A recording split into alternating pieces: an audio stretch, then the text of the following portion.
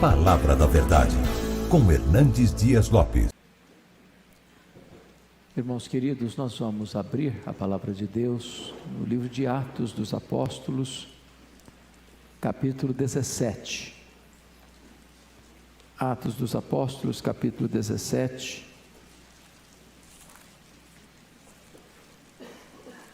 E faremos a leitura a partir do verso 16.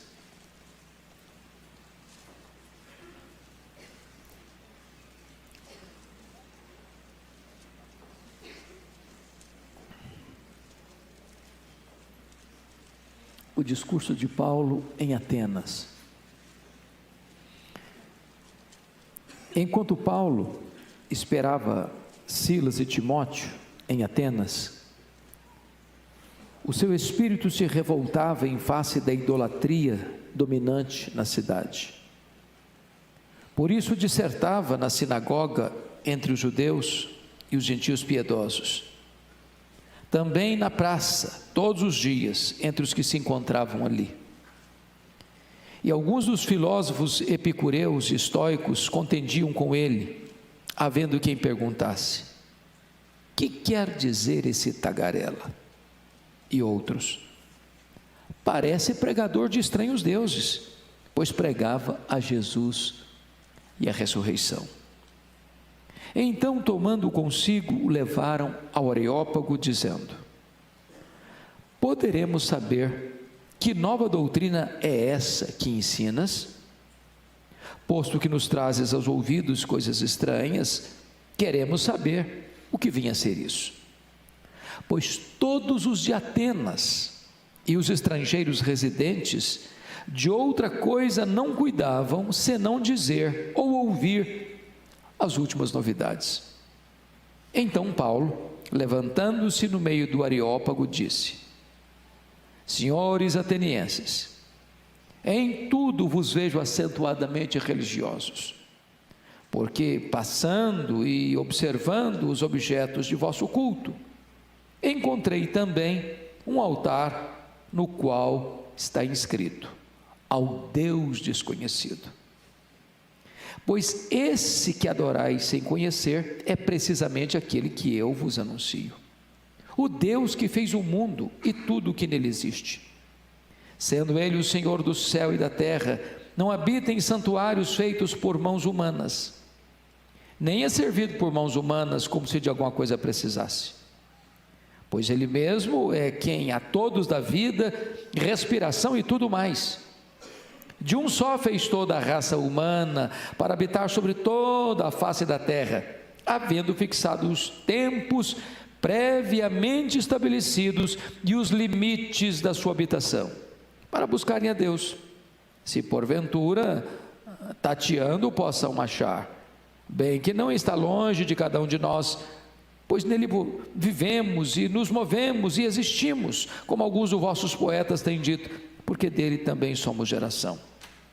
Sendo, pois, geração de Deus, não devemos pensar que a divindade é semelhante ao ouro, à prata ou à pedra, trabalhados pela arte e imaginação do homem.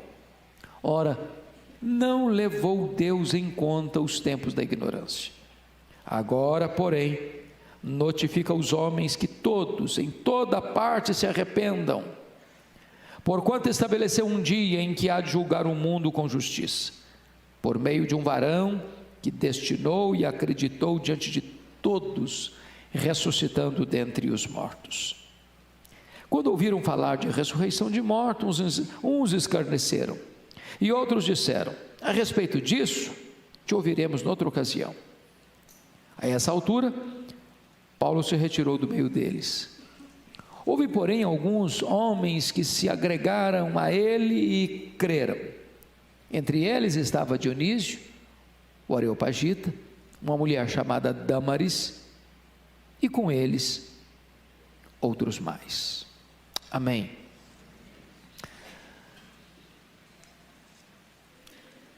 O apóstolo Paulo, o que nós chamamos de o maior bandeirante do cristianismo, aquele que foi o paladino da fé, o maior pregador evangelista, teólogo e plantador de igrejas da história do cristianismo, depois de ser preso em Filipos, escorraçado de Tessalônica, enxotado de Bereia, chega sozinho, deixando para trás Timóteo e Silas na cidade de Atenas, a capital intelectual do mundo, a cidade aspergida pela mais refinada cultura humana, o berço da filosofia e das artes, a terra dos grandes luminares do saber humano, dos grandes eruditos que encheram bibliotecas com a sua erudição, a terra de Péricles, de Sócrates, de Platão, de Aristóteles, dos grandes pensadores humanos. E é curioso que quando Paulo chega nesta cidade encantadora, com seus belos palácios, com seus templos religiosos, com seus monumentos arquitetônicos de beleza singular, de uma riqueza esplêndida, diz o texto que o seu espírito se revolta. Ele não se encanta com os monumentos, ele não visita a cidade como um turista desatento, a sua alma como que é oprimida pelo espírito da falsidade religiosa que campeava naquele reduto tão intelectualizado.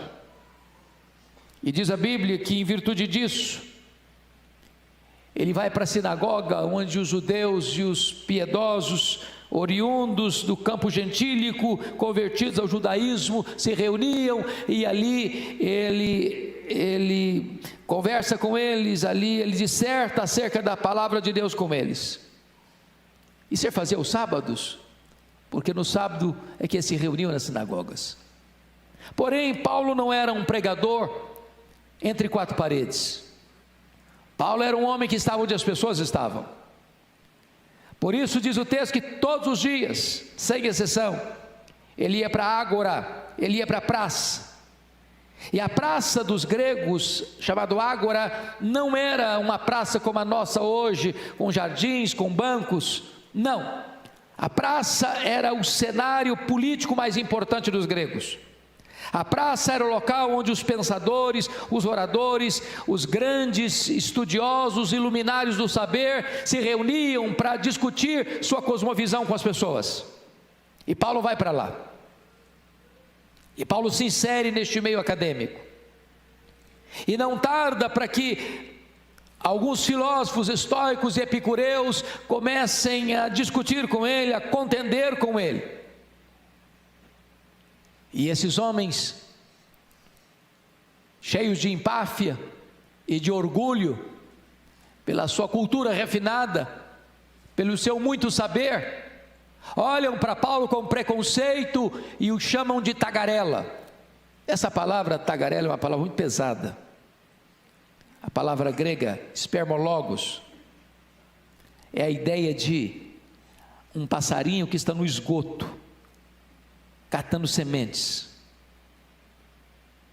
Ou, esta palavra significa aquele que não tem ideias próprias, aquele que fica jogando palavras que não são suas, porque não tem ainda a independência para formar a sua própria opinião sobre determinado assunto. E diz a Escritura que diante desse fato,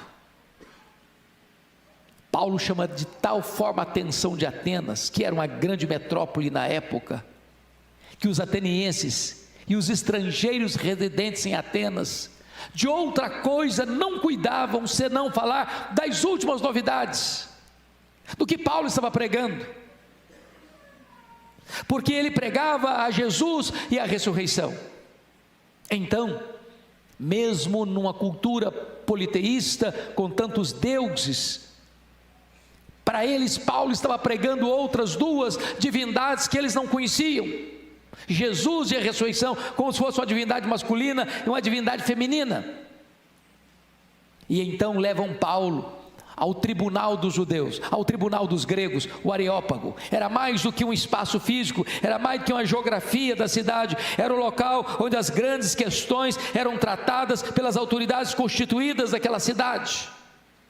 Paulo é levado ali para ser interrogado, para ser interpelado.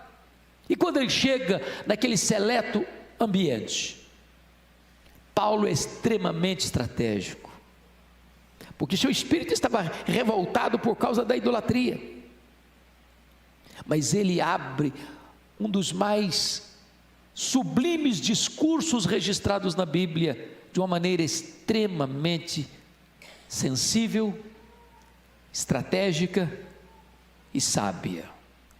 E ele dirige-se assim: senhores atenienses, em tudo eu vos vejo acentuadamente religiosos. Imaginem vocês se Paulo tivesse se dirigido assim: senhores atenienses, tão sábios que são, mas mergulhados num caudal de idolatria. Talvez ele poderia ter fechado a porta da comunicação. E ele dizendo: passando por Atenas e observando os objetos do vosso culto. Paulo não é um turista, ele passa e não apenas vê, ele passa e observa. Às vezes nós andamos pela cidade, irmãos, e nós olhamos, e nós tiramos fotos, e nós observamos a beleza dos monumentos, mas nós não observamos o que está por trás dos monumentos, o que está por trás da cultura, o que está por trás da religiosidade de um povo. Ele diz: eu vi um altar dedicado ao Deus desconhecido. Por que isso? Porque dentro da cultura grega havia tantos deuses, que para cada pórtico, para cada templo, para cada monumento, havia uma divindade.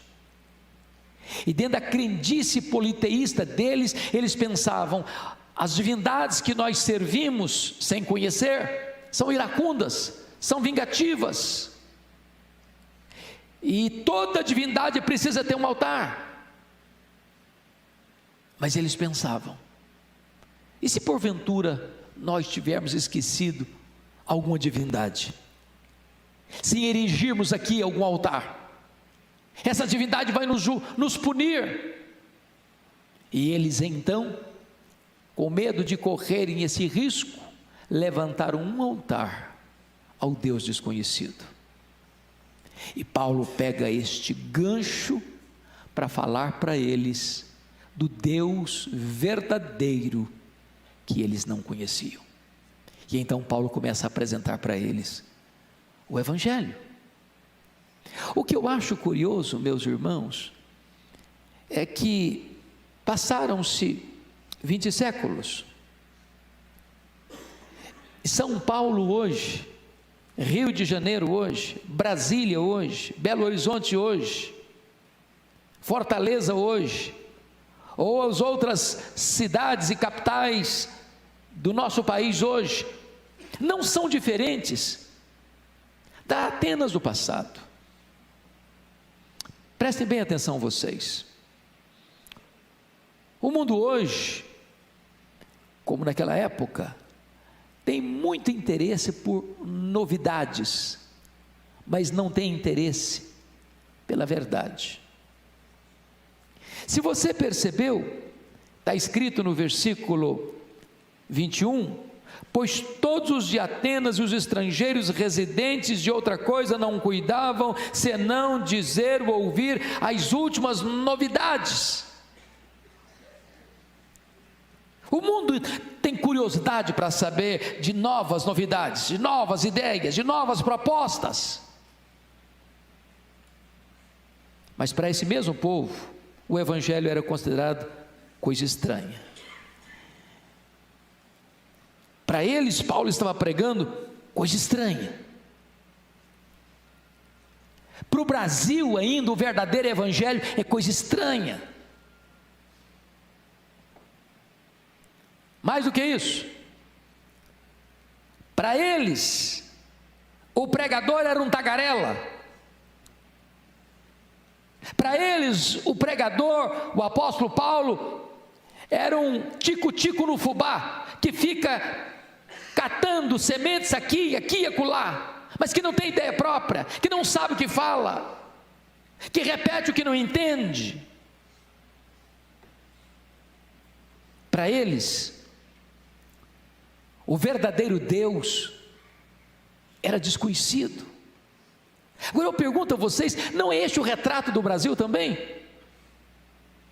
Não é este o retrato das nações desenvolvidas também? Onde o evangelho é coisa estranha, onde os pregadores são tagarelas, e onde as pessoas não conhecem o Deus verdadeiro. Pensem comigo, depois de 2000 anos, nós ainda parecemos com Atenas, noutro quesito. O mundo hoje, também como naquela época, é dominado por visões distorcidas. Primeira visão, ateísmo. Meus irmãos, esses filósofos que estão discutindo com Paulo aqui, que a Bíblia chama de epicureus, eles eram ateus. Eles não acreditavam em divindade nenhuma. Eles eram materialistas. Para eles a vida era o aqui e o agora. Para eles a vida era o prazer. A meta deles e a filosofia deles era esta: comamos e bebamos porque amanhã morreremos. Não tem vida depois da morte, não tem futuro, não tem eternidade. Agora olha os lugares mais intelectualizados do Brasil, percorra as universidades, percorra os corredores mais cultos do nosso país, percorra a academia, percorra as nações europeias, berço da cultura, e você vai ver que cresce assustadoramente o ateísmo no Brasil e no mundo. As pessoas estão buscando o prazer, as pessoas só pensam no agora, elas não pensam no amanhã, elas não pensam em Deus. Segunda visão distorcida daquela época e de hoje ainda, o panteísmo. Esses que são denominados aqui de estoicos, eles eram panteístas. A teoria de que tudo é Deus. Os estoicos acreditavam que a natureza é o corpo de Deus, e Deus é a alma da natureza, a mãe terra. Eles, além disso, eram fatalistas. Os estoicos acreditavam o seguinte: você não pode mudar o destino cego que foi imposto sobre a sua vida. Você tem que aguentar. É por isso que até hoje você está acostumado com a frase: o fulano de tal sofre como um estoico. Ele trinca os dentes e aguenta.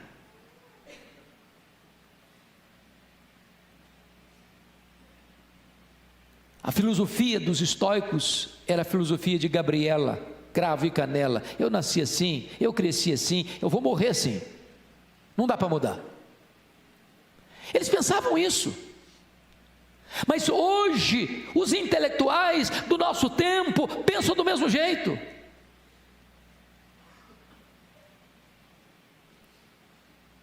Pense comigo, como lá ainda hoje, eles eram politeístas. Meus irmãos, na época que Paulo visitou a cidade de Atenas, segundo Suetônio, havia mais de 30.000 estátuas dedicadas aos deuses. Isso levou Xenofonte a dizer que a cidade inteira de Atenas era um altar. Isso levou Plínio a afirmar que era mais fácil você encontrar um Deus em Atenas do que um homem. Isso levou Diógenes a satirizar com os atenienses, saindo certa feita, pleno meio-dia, sol a pino, com a lanterna acesa nas mãos. E quando alguém lhe pergunta: o que você procura, Diógenes? Ele respondeu: eu procuro um homem, porque nessa cidade só tem deuses.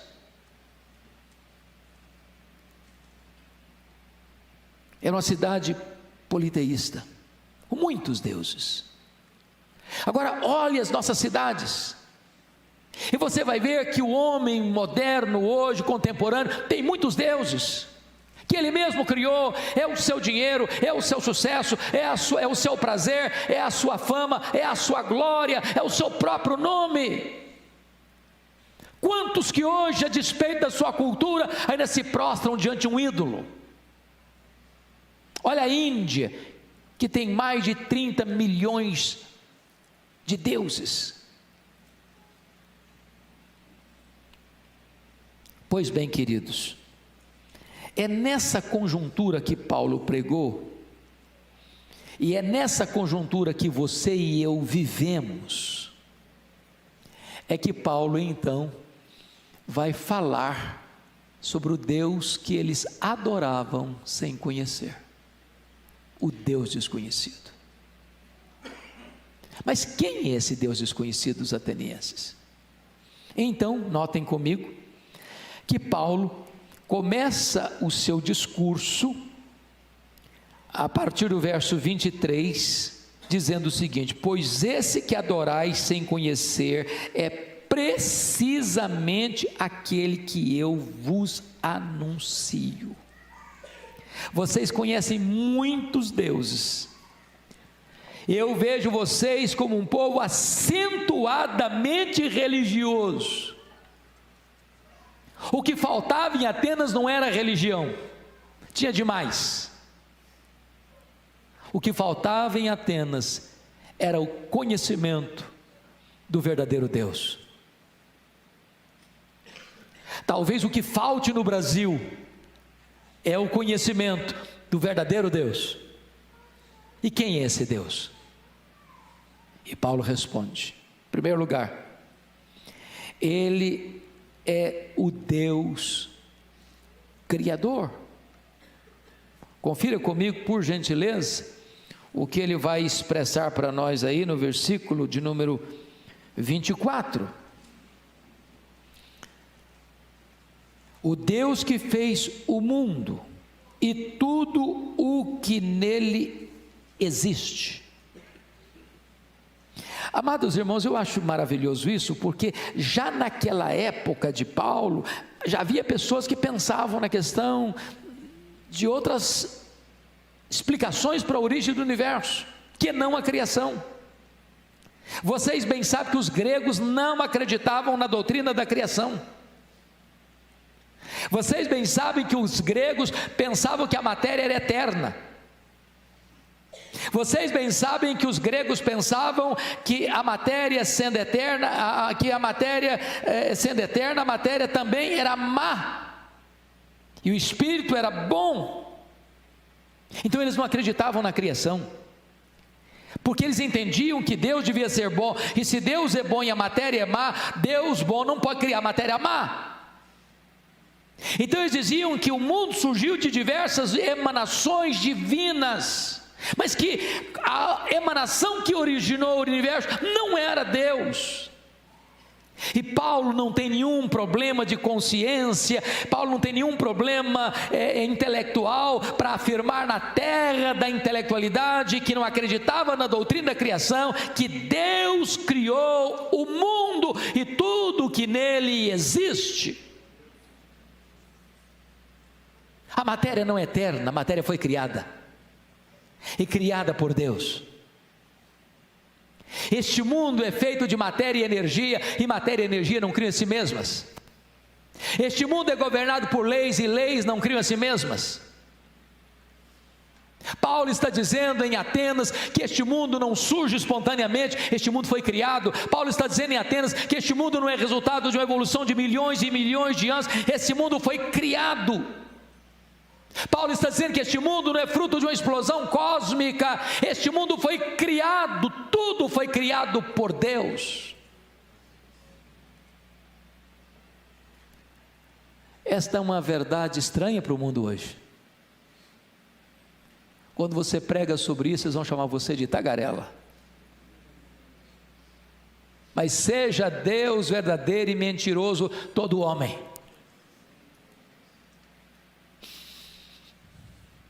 Certa feita, em virtude da perseguição da Revolução Francesa, que foi uma onda de ateísmo que invadiu e varreu a França, um desses emissários da Revolução Francesa chega numa cidade do interior e aborda um campesino assim: eu vim aqui hoje para fazer duas coisas. Primeiro, rasgar sua Bíblia. Esse livro é um livro ultrapassado. Uma pessoa informada não acredita mais nesse livro de capa preta. Segunda coisa que eu vim fazer aqui é queimar o templo da sua igreja, porque ter fé em Deus não faz mais sentido. Nós temos explicações necessárias para este mundo que está aí, fora de Deus. E o campesino respondeu com sobriedade absoluta: o senhor pode até rasgar minha Bíblia, o senhor pode até queimar o templo da minha igreja, mas antes do senhor tentar banir Deus da minha mente, o senhor vai ter que apagar as estrelas do firmamento.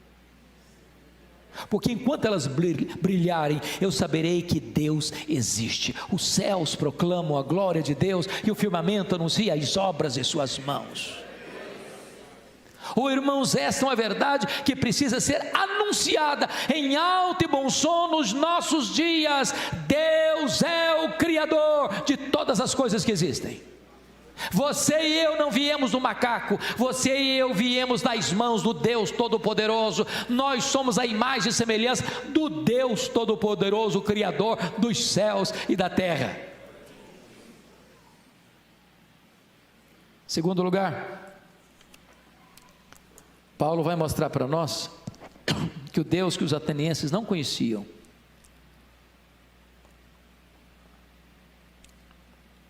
é o Deus da providência. Confira comigo o que Paulo vai afirmar no versículo 25, na parte B. Pois Ele mesmo é a quem a todos dá vida, respiração e tudo mais. Agora confira o verso 28. Pois nele vivemos e nos movemos e existimos. Esse Deus não só criou tudo, mas mantém tudo com vida. Ele não só é o Criador, Ele é o preservador. Ele não é só o Deus da criação, Ele é também o Deus da providência. Se você veio aqui hoje, isso é uma prova de que Deus existe. Se você está aqui nesta noite, isso é uma evidência absoluta de que Ele existe, porque é Ele quem mantém a sua respiração, é Ele quem mantém o seu cérebro funcionando, é Ele quem mantém o seu coração batendo, é Ele quem mantém você com oxigênio em seus pulmões, é Ele quem lhe dá a vida.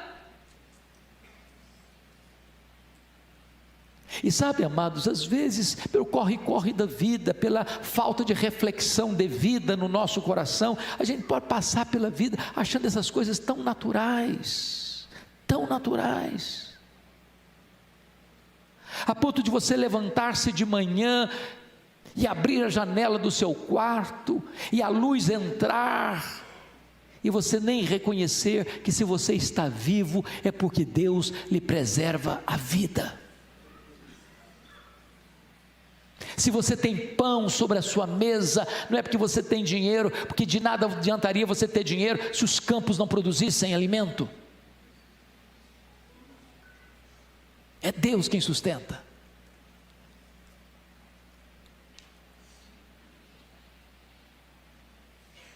Mas, finalmente, Paulo vai dizer para os atenienses que o Deus que eles não conheciam é o Deus da salvação. Paulo pregava em Atenas a Jesus e a ressurreição. Eu acho curioso porque era outra coisa que eles não acreditavam. Os gregos não acreditavam em ressurreição. Para um grego, quando alguém morria, era como libertar a alma da prisão do corpo. Para um grego, ressurreição, voltar a alma para o corpo, era um retrocesso.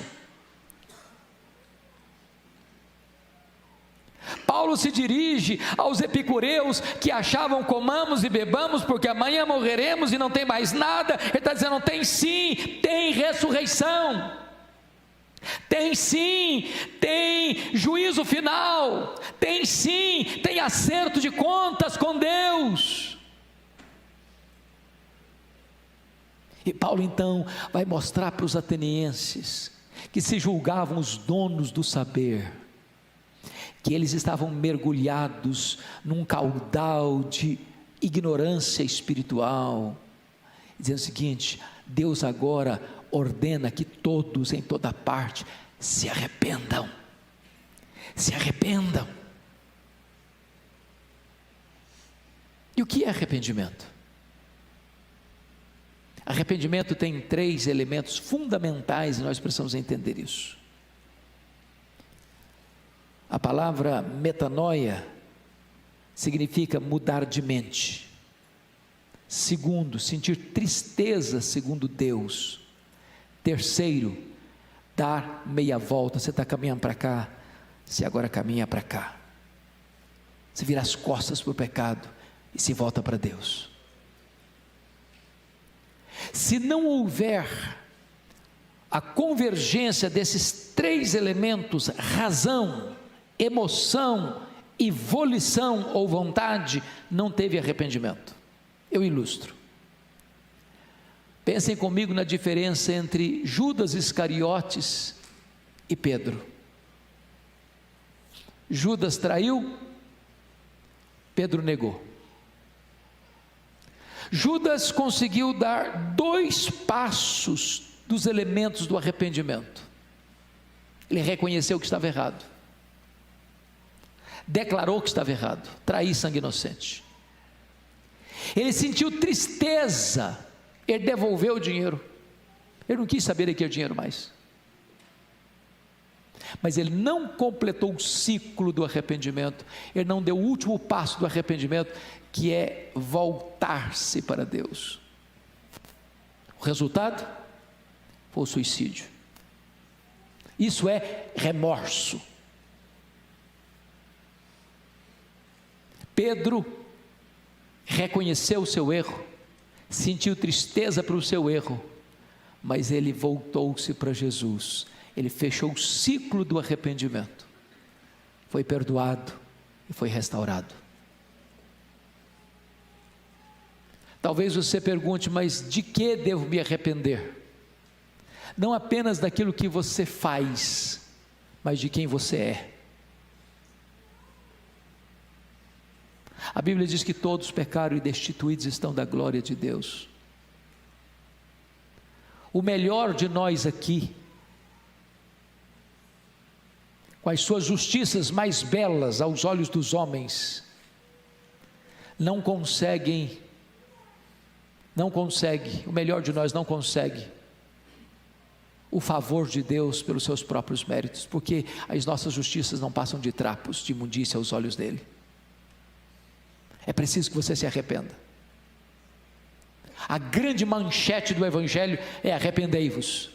Esta foi a mensagem dos profetas, esta foi a mensagem de João Batista, esta foi a mensagem de Cristo, esta foi a mensagem dos apóstolos, esta é a mensagem da igreja: arrependei-vos. Mas por que arrepender-se? Porque o texto diz, porque haverá um dia de juízo. Esse dia já está determinado, o juiz já está escalado, e todos nós vamos ter que comparecer lá. E a não ser que você se volte para Cristo e creia nele, não haverá a mínima chance ou a menor esperança de você ser perdoado e salvo.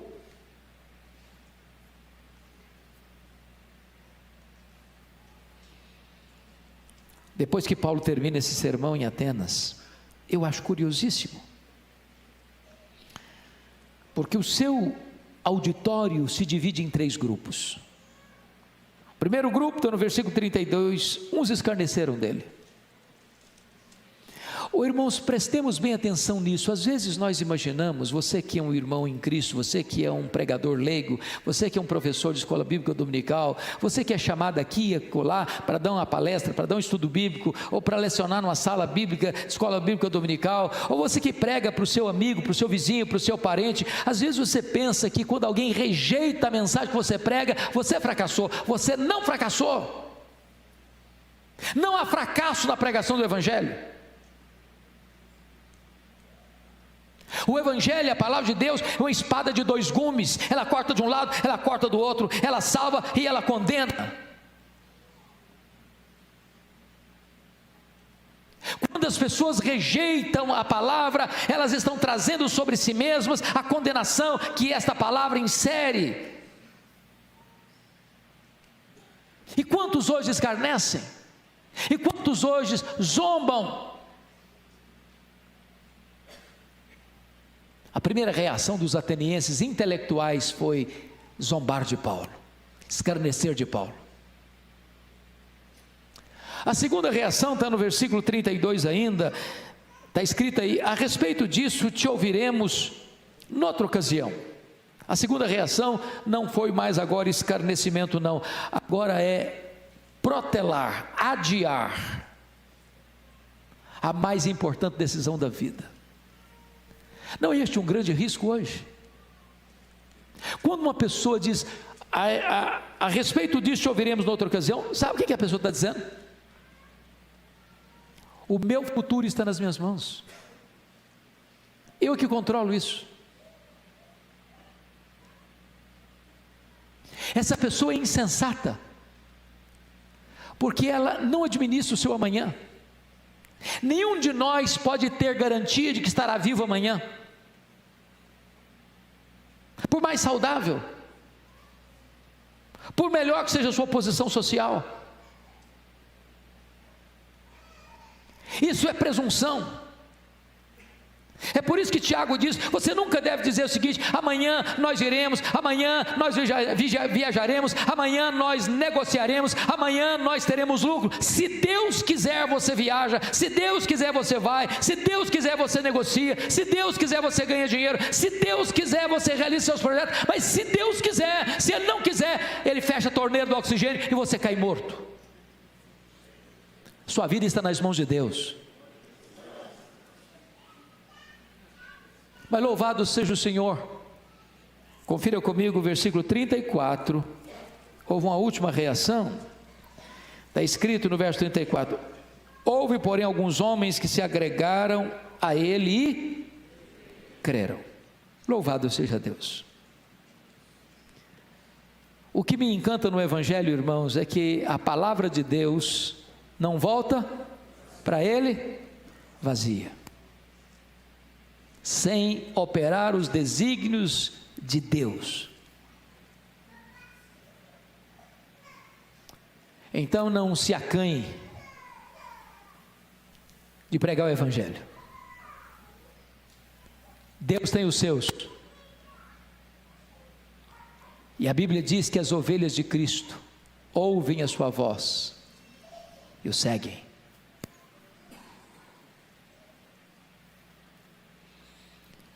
Eu não sei como é que você entrou aqui hoje. Pressuponho que todos que entraram aqui já são irmãos em Cristo, mas eu não sei, só Deus sabe, só Deus sonda os corações. Se você entrou aqui hoje apenas como um religioso,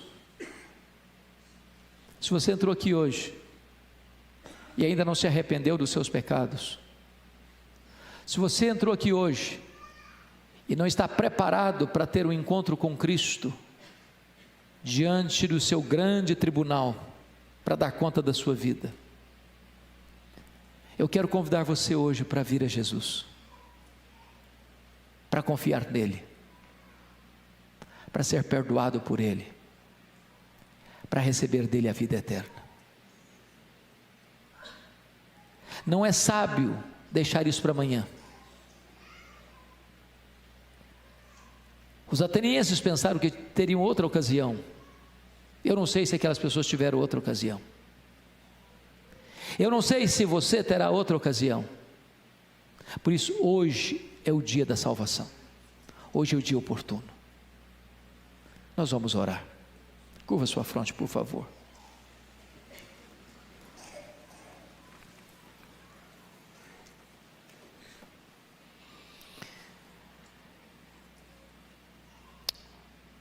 Ah, Senhor, nós te rendemos graças, porque a tua palavra é viva e poderosa.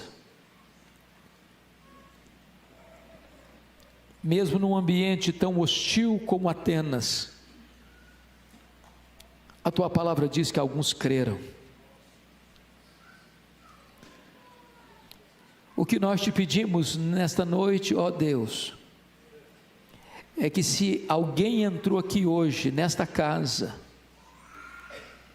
que ainda não se rendeu totalmente aos pés do Salvador, que esta seja uma noite de salvação.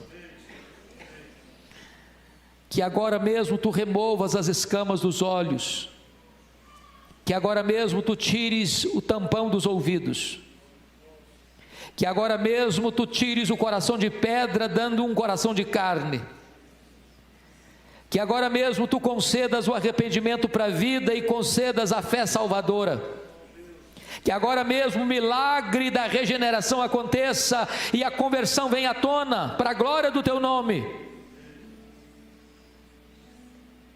Mas oramos ainda, para que a tua igreja aqui presente não se acovarde, não se omita, não caminhe pela cidade de São Paulo, outras cidades aqui representadas, como turistas desatentos, só olhando o trânsito ou os monumentos. Que os dramas da cidade aflijam também o nosso espírito, que as dores da cidade também pulsem e latejem no nosso peito, e que a percepção que tivermos, ó Deus, nos arranque do comodismo, para entrarmos nas sinagogas, para irmos para as ruas e para as praças, para irmos para os salões, onde as coisas são decididas nesse país, para ali anunciarmos o Deus que eles não conhecem, na força e na autoridade do teu poder. Ah, meu Deus, em nome de Jesus, tem misericórdia do Brasil, tem misericórdia desta nação, que se prostra diante de tantos deuses falsos. Que esta nação te conheça como o único Deus vivo e verdadeiro, que essa nação se arrependa da sua idolatria e dos seus pecados e mazelas, e se volte para Jesus Cristo, a única esperança. E que tu levantes a tua igreja neste país, para ser uma agência do teu reino, na proclamação do glorioso evangelho da graça. Que seja assim, Senhor, em nome de Jesus, amém.